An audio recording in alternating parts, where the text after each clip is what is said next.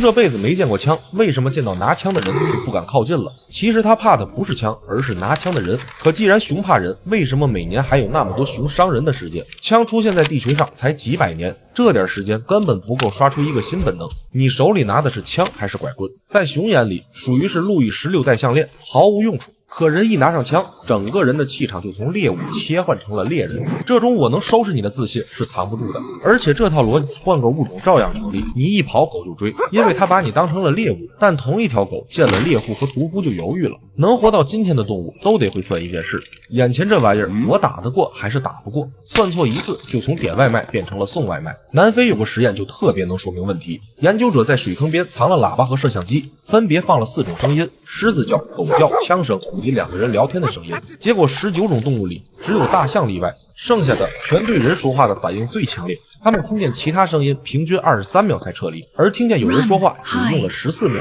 槍聲的威懾力甚至不如2個人唠嗑。其實這是因為兩腳獸是有前科的。在原始社會裡，人類不僅群居，還會用火把和弓箭。幾十萬年下來，一大批比熊還猛的家伙都在人類手上吃過大虧。雖然熊不知道弓箭是什麼，但知道同伴倒下的時候旁邊站着人，於是熊就會把危險和人自動關聯起來。所以怕人這件事早寫進基因裡了，該躲誰不該躲誰。對熊來說簡直是夏侯惇斷案，一眼就能看明白。2019年在科學報告上就有一項研究，他統計了2000年到2015年全球多達664起棕熊傷人事件。既然他們怕人，這些熊為什麼還敢上呢？因為這裡面將近一半是不宰的母熊。母熊的處境跟別的熊不一樣，它有孩子，這時候再躲已經不是這筆賬他算得很清楚。所以你看，他們基因裡刻的從來就不是見人就跑，而是一道算術題。平時那道題的答案是跑，可當你和他的崽子之間只有5米的時候，題目就換了，退這一步崽子就有危險，那他就不可能退。同樣的道理反過來也成立，